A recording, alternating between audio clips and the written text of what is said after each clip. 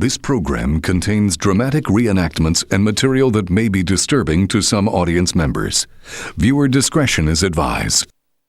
A deserted Australian island, the ultimate adventure playground.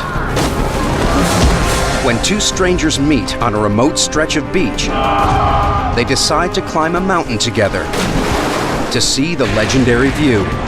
But when disaster strikes, paradise becomes a cruel and savage place. As one man faces a slow, agonizing death, his only hope is that a guy he hardly knows survives a deadly race for help. Anybody! What it takes to beat the odds on I Shouldn't Be Alive.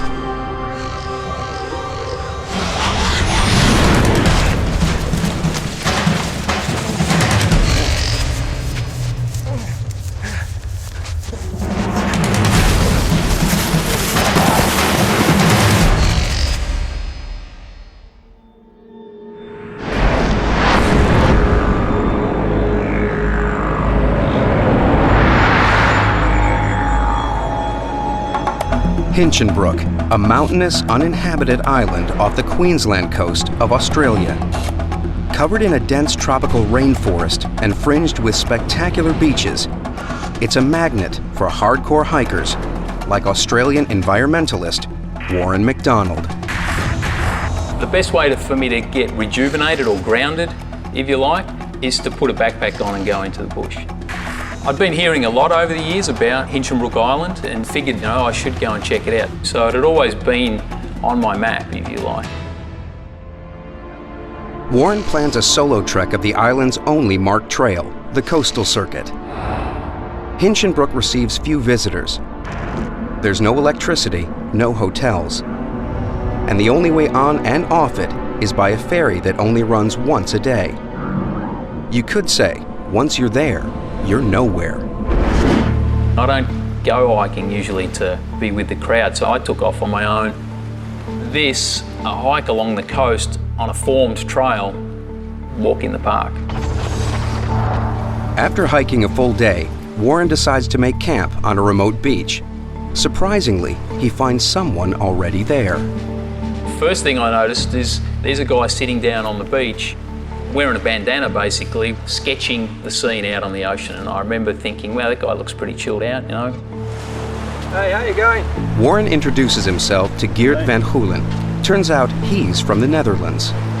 Hiking to me is one of the things I really basically live for, and also being able to sketch and paint and draw, which is very important to me. The opportunity that I got for that on Hinchinbrook was just awesome, fantastic. The two immediately get on and talk well into the evening. Straight away there was a connection. Eventually, the conversation turns to the island's highest peak, Mount Bowen. What do you got there? It's the trail notes, some trail notes for Mount Bowen. I was thinking to climb it, Take a look. Yeah, take a look.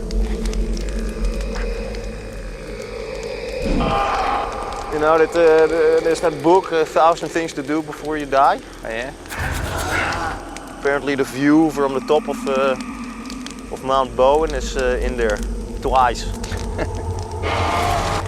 How long do you reckon it would take to climb? I think a day and a half, maybe another to come down. Thoughts of continuing his coastal walk vanish from Warren's mind. It's a moment that will change his entire life.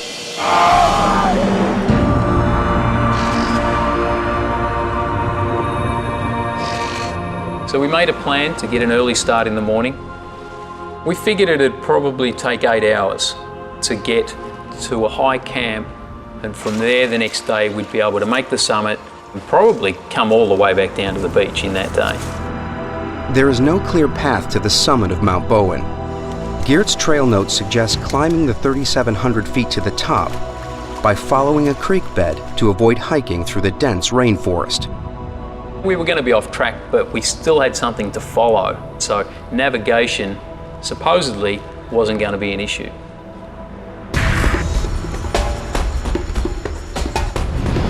Warren has the mountain in his sights. He's feeling great and moving well.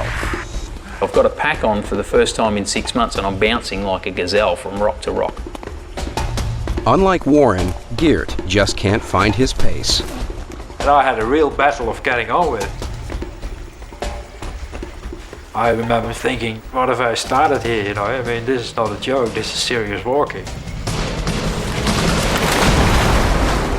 Get. You alright? Yeah, no, fine. Take the camera. Yeah. Stupid. It came obvious to me that he was just fitter than I was, and I didn't like that much, that idea.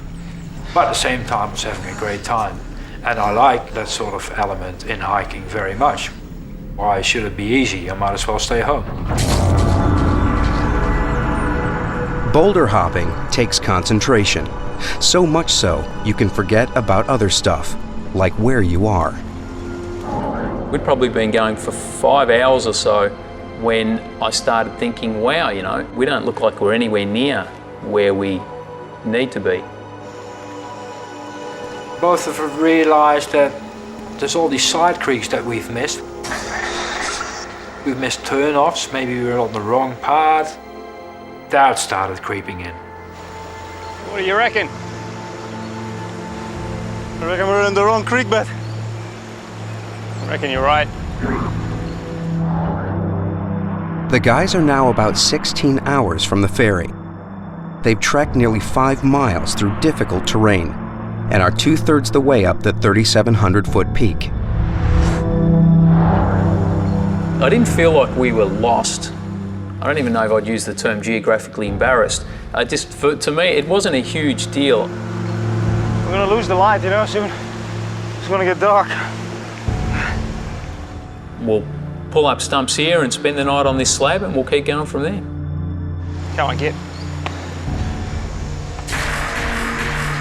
I think it was 7:30, and as it goes in the tropics, the dark sets in really quickly, and before you know it, you need a torch just to find your bearings. Geert may be a little apprehensive, but Warren remains high on the adventure. I had a pretty big sense of, wow, I'm back where I really love to be, you know, and that sense of remoteness. So I was feeling pretty good. But the call of the wild is soon replaced by the call of nature. So I need to take a leak, and the last thing that I want to do is do it in the creek. And you remember, we're out there hiking. This is our drinking water. So the rule is you want to get at least 50 metres away from the creek. So I decided that I'd climb up this embankment, and I made my way across the creek, feeling my way with my feet. I'm sort of tiptoeing across. The stones are covered in moss and it's quite slippery, so I'm being pretty careful making my way across. Warren comes to the far bank of the creek, a low wall of granite. I start feeling around on this rock wall. I know that there's a crack there and I'll be able to climb up it. And got my foot up onto the rock. This piece of granite has a very long history. About 270 million years ago, it was molten lava, buried deep inside the earth. As thousands of millennia passed, the lava cooled and solidified, and cracks formed within it.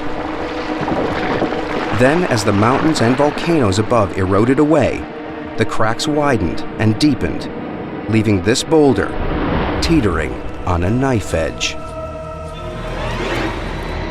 And at that point I heard a huge crack.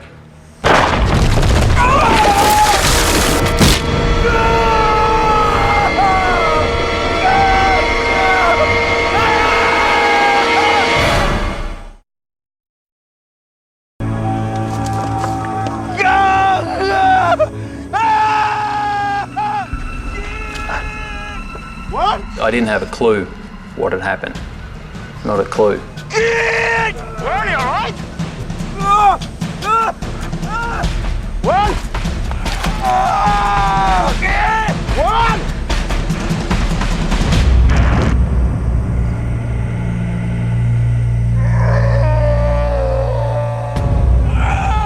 Jesus, what happened?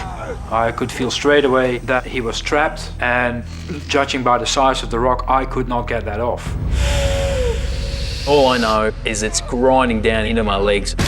I just want it the hell off me. The weight of the boulder is crushing Warren's legs, and the resulting pressure building up in his veins and muscles is causing his blood supply to slow. If his blood doesn't start to properly circulate soon, Warren could lose his legs. I mean, at this point, it's all about the pain.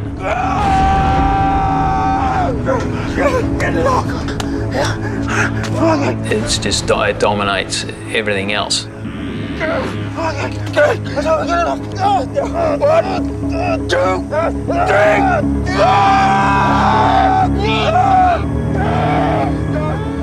So we just keep pushing at this thing for a couple of minutes.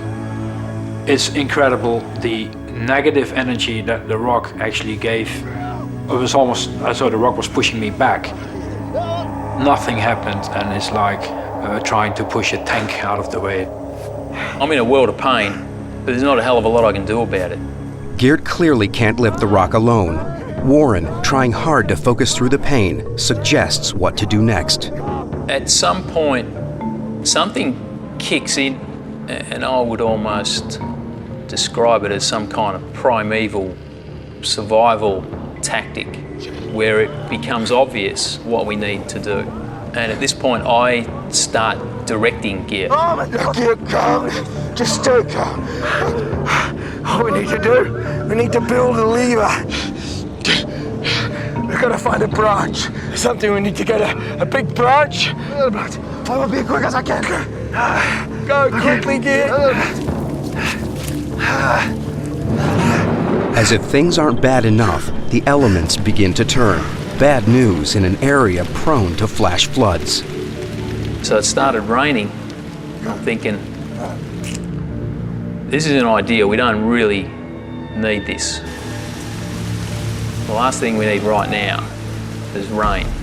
I knew that something really serious was happening here, and that I had to stay calm.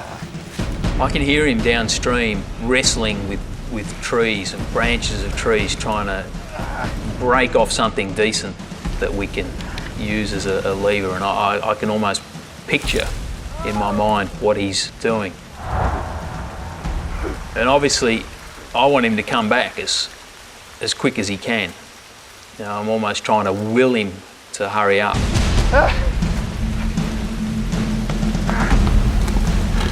I think I got it, I'm coming, Warren. I'm coming, man. This is the one. So Geert's beside me pushing. Okay, ready? I'm pushing so hard now that I feel like I'm going to tear myself in half.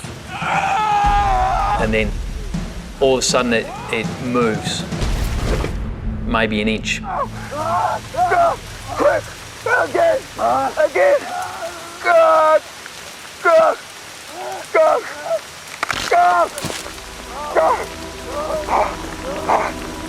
Do you know, all it really did is we helped it settle further onto me. Geert, mate. We need a bigger branch. We need a tree. Yeah. Go get a tree. Okay. Get a good one. You're gonna be all right, mate.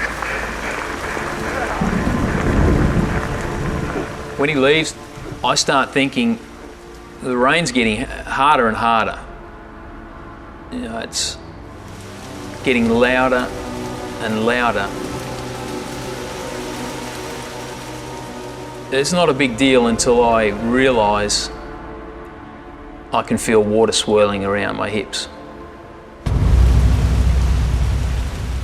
And it's coming up incredibly quick. It's not going to take too long for it to go over my head. If I thought I was in trouble before, now I'm really in trouble. The rain does not let up, and the creek continues to rise. There's a watermark high above Warren's head, an ominous warning. If the rain doesn't stop and Warren remains trapped, he will drown.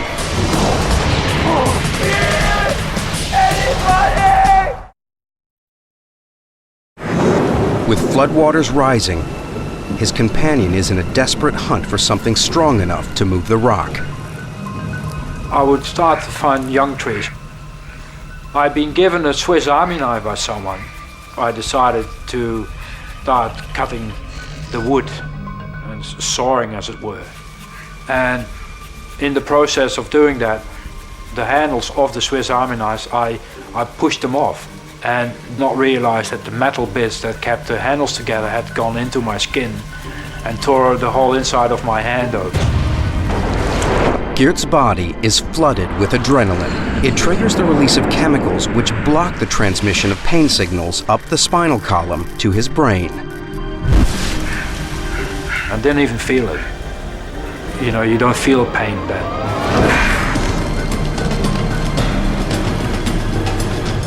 Geert carries his hard-won prize back to the boulder for one final attempt to lever it off Warren. Okay, on my count, Geert. 1, 2, 3. I think we're both waiting for that miracle of the old lady that lifts the car up off somebody trapped. Pushed to its limit, Geert's body goes into overdrive. The adrenaline coursing through him gives him superhuman strength.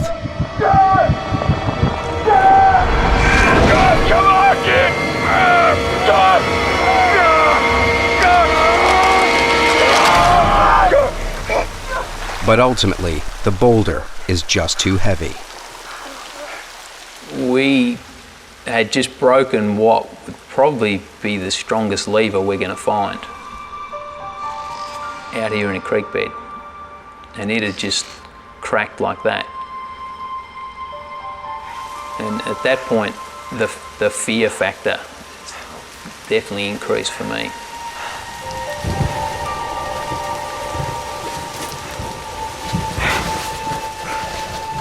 I had this incredible image which will never leave me. I looked in the rain and I saw his silhouette, and the silhouette got exaggerated by the hood of the jacket that he was wearing, and I could see that his head was to one side. And I think that I heard him moan, and I think that I heard him cry. That's the only time that I think that I heard any complaint. Then, a small break. The rain begins to let up. We're both totally exhausted, and it kind of snuck up on me that the rain had backed off. Maybe it's gonna be okay. What do you think? I think I'd rather be in my sleeping bag.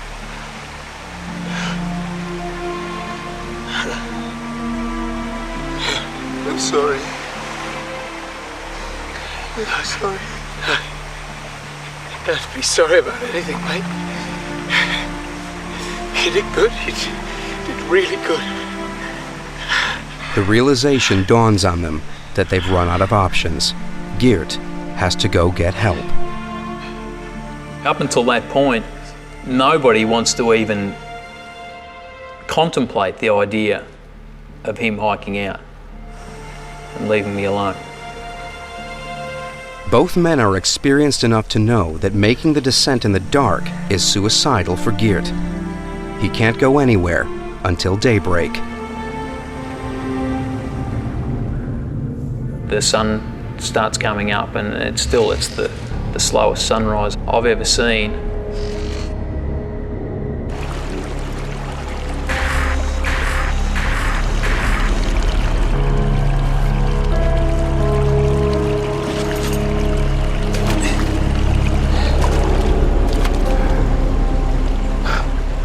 He looked pretty bad at this stage.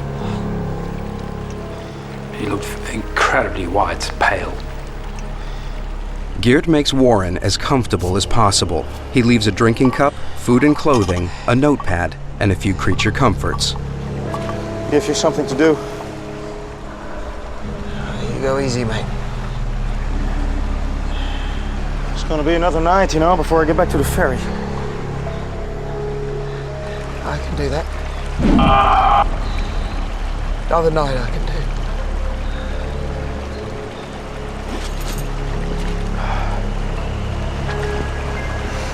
See you soon. I'm in a position where I'm totally reliant on this guy that I've met the day before. Even as he's walking away, I'm calling out, Be careful. absolutely take it easy. Go slow, walk in the bushes, whatever, you have to make it out. I'd probably set one foot in front of the other one and I already slipped. Get! I'm okay. I'm good. I realized this must freak Warren out from here to no end, so he saw it too. Okay, if it gets slippery, just crawl. Just get down there, mate. Okay? Okay? It's going to be a tough trip. Geert's not a strong hiker, and he can't get lost. He has to find the creek in time to meet the daily ferry. The boat has a radio. If he mistimes it, Warren will die.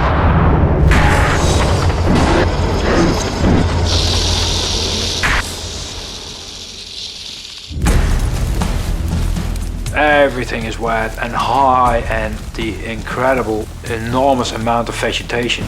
Leaves, plants, creepers, plants with edges that can cut your neck in two pieces. You go through it. I would descend really quickly and I just fell over. Geert faces a terrible dilemma. He must get help for Warren fast. Take it easy. But if he moves too quickly, he risks falling and injuring himself. Trapped and alone, Warren faces up to his mortality. I'd always said that, that there's some kind of glamour, if you like, in dying out in the bush, in a place that you love. And now I'm staring down the barrel of that, and it doesn't look that pretty.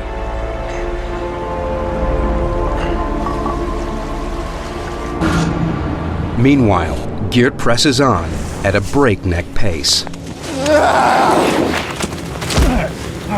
Keep sharp, keep focused.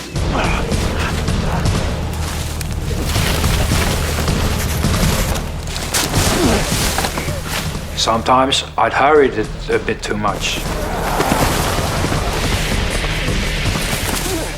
And went down way too quick.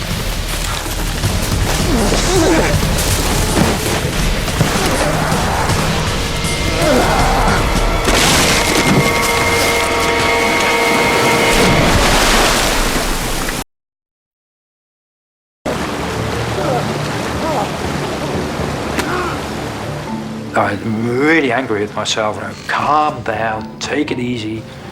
Warren is not serviced by someone who goes down like an idiot and kills himself. Just get down in one piece. That's important. Warren has spent nearly 20 hours trapped beneath the boulder. I found myself riding a roller coaster, is the best way to describe it, where at times I had to psych myself to such a point, it's just like, I'm getting through this. I can do it. I'm coming out the other side. To taking this nosedive down into the depths of despair, in that's it. This is it. They're going to find you dead out here in a couple of days. And I found that I rode that. With each step, Geert confronts new perils.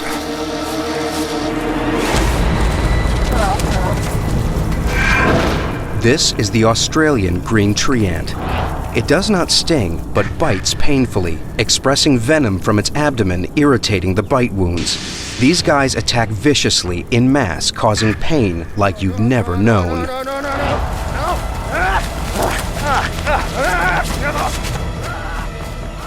And all the ants came out and were all over me within a few seconds. I was covered in ants. And I saw a pool. And I just jumped in it with pack and all.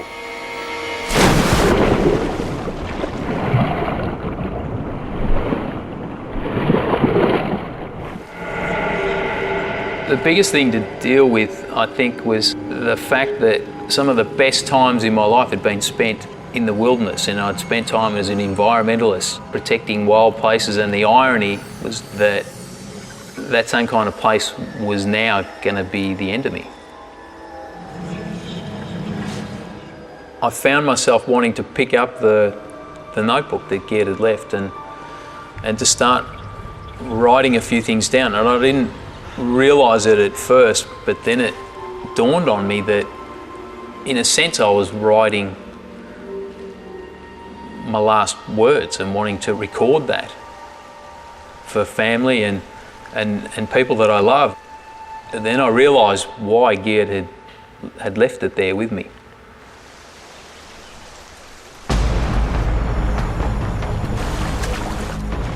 I kept on descending, falling down, slipping, sliding. I had to get down in one piece, and that was what I was concentrating on. And at about 6 o'clock, a new rain shower started. Once again, it rained like an idiot. And where I thought Warren was dark, black cloud.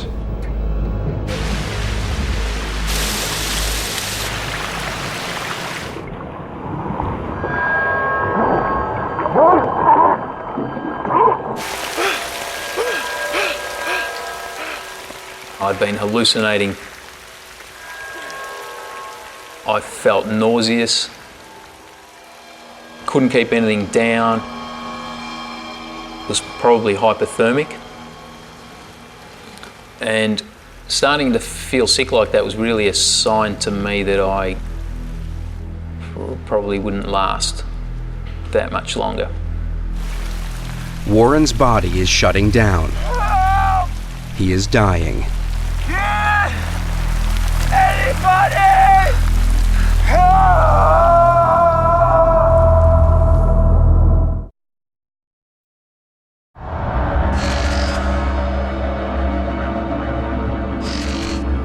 I hadn't slept well. I hardly had slept. I was really extremely tired. I started to lose it. I lost the willpower to lift my feet up properly. Just didn't want to walk anymore. I had enough. I couldn't care if there were a few moments there that I couldn't have cared if I just dropped there and fall asleep. What the hell are you doing up here anyway in the first place?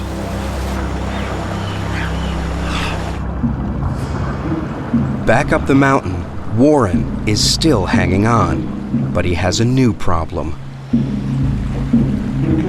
So it must be mid-morning that I notice in the pool of water around my right foot that there's this red cloud. And I'm thinking, what the hell's all that about? And it's a little late to start bleeding now. And I'm wondering what to make of it when I notice something moving in the water.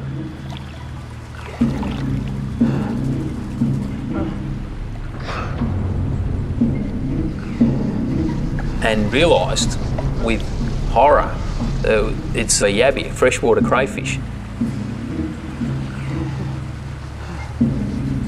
As if things hadn't been bizarre enough up to this point, this guy's nipping away at my foot.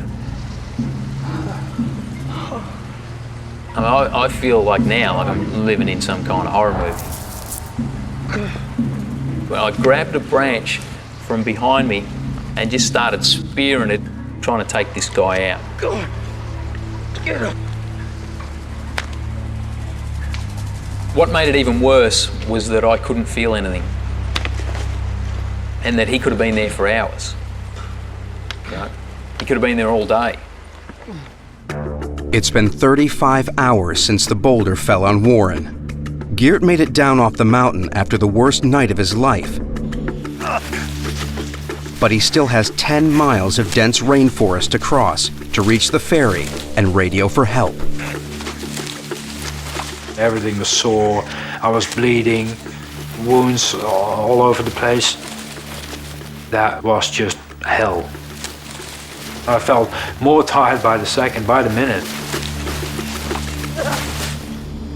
Geert is spent. He emerges exhausted from the jungle and back onto the coastal trail.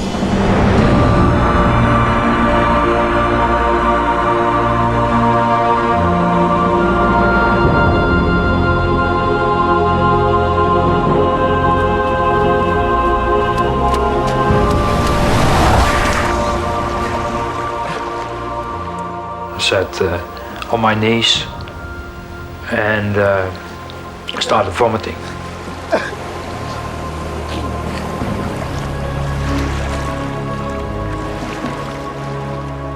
Straight away dawned on me to keep going and not to sit down and start thinking. There was still no time for that. The next task was to make it to where the ferry departs from. Geert wills himself on to finish his life or death marathon, but then a terrible thought hits him. That I thought, which authority is going to believe me, and how are they going to get a rescue party up here if I come along, because they won't believe me. Despite his worries, at least Geert has made it in time to meet the ferry, and his fears are unfounded. The ferry captain, from the very second that he saw my eyes, he knew that some serious thing had happened. Yeah, copy that. Just stand by. Mate, the rescue services are on their way. Thank you. They want you to wait on the beach. Warren is still with the living, but it's getting harder to hold it together. I noticed spots on my right foot and knew that wasn't a good sign.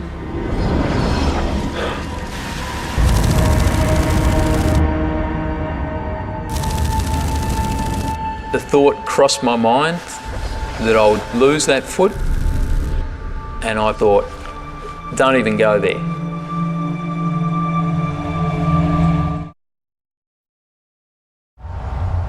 An hour passed. I looked to Mount Bowen. I just did not want to take my eyes off it anymore.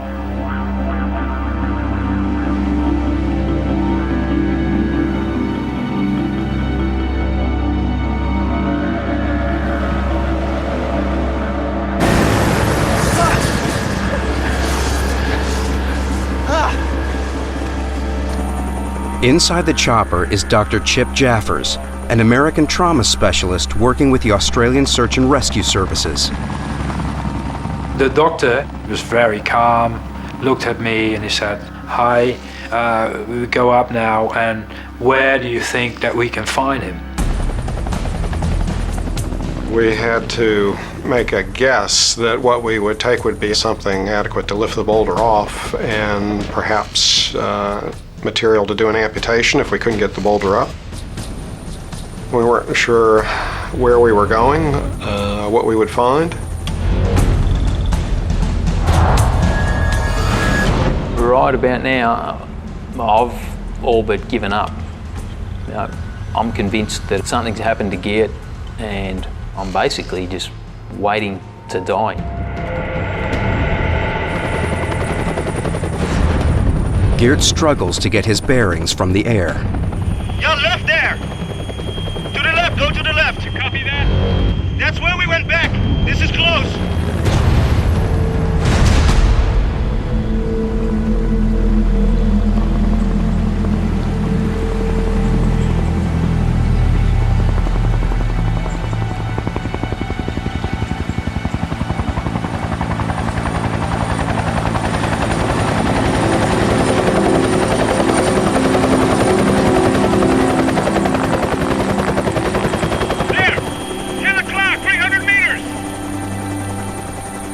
helicopter's still one of my favourite sounds. I see his arm! I can see his arm! He's okay! Now listen, we're gonna take you back to the beach. We're gonna drop you there, and we're gonna come get him. Okay? Okay. And I felt really happy and warm. All my tiredness was gone for a few minutes. There is some kind of hope for me now. But I just felt so tired and so drained. I knew that I was nowhere near out of the danger zone yet. The medics dropped gear back at the beach to wait for a second helicopter and head back up the mountain for Warren. I think we appreciated early on that because this is a very narrow ravine with trees hanging over it, there wasn't even a place to really bring the helicopter in, and we were going to have to go down on wires. Even if you've had years of experience doing this, you don't approach a landing like that without fear and trepidation. I was at the end. I was at the end of the rope. And I start to slip in and out of consciousness. With that pure joy, if you like, that pure relief of not having to hold it all together alone anymore, comes this sense where I just want to lie back and not really give up. It's almost like surrendering that role to somebody else. This is the critical moment for survivors. Often, at the point of rescue, many, feeling a sense of relief, let down their guard, and then they die. I had the clear impression he was dead when I approached him under the boulder. I thought, this is really over with. There's not much to be done.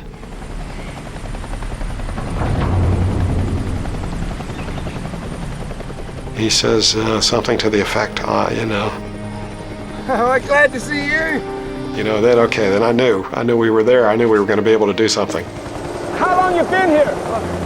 I don't know. Now, are you allergic to any drugs? No. Like anything you can give me. Okay. As Chip assesses Warren's medical condition, the second team arrive with hydraulic jacks and wooden blocks to lift the boulder. Now, we got some equipment to take the boulder off, but it's going to be a slow process. You just hang in there, okay?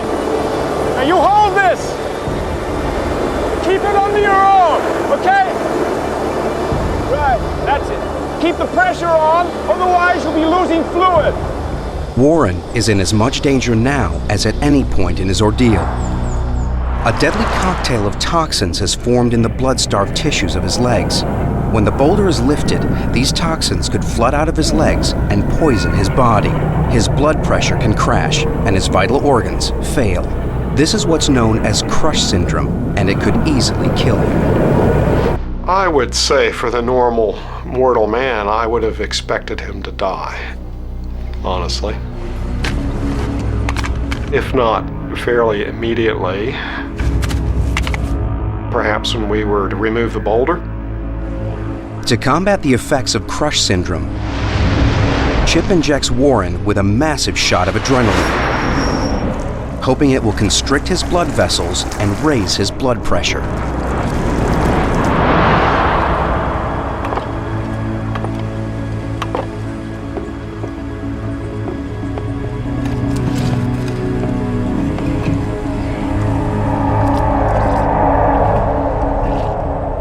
He could have died at any moment, I believe. Okay, 1, 2, 3, 4! Ironically, it is the length of time that Warren has spent trapped beneath the boulder that saves him. The blood in his legs has clotted, stopping the poisons from spreading into the rest of his body. Get off me!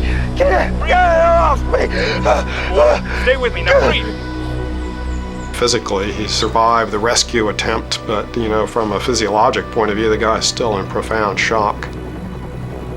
So his condition, quite obviously, was critical. The rescue team gets Warren off the mountain just as the sun begins to set. You know that there's that book, 1,000 Things to Do Before You Die. Oh yeah? Apparently the view from the top of Mount Bowen is in there twice.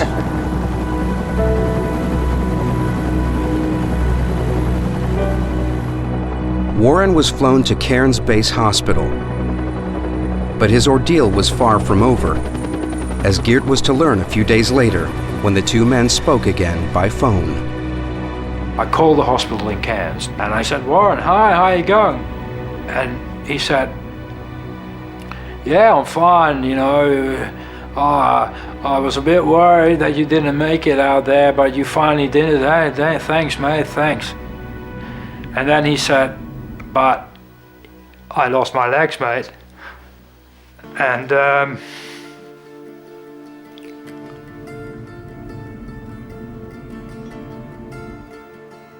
I couldn't believe it. I could not believe it. I'm sorry.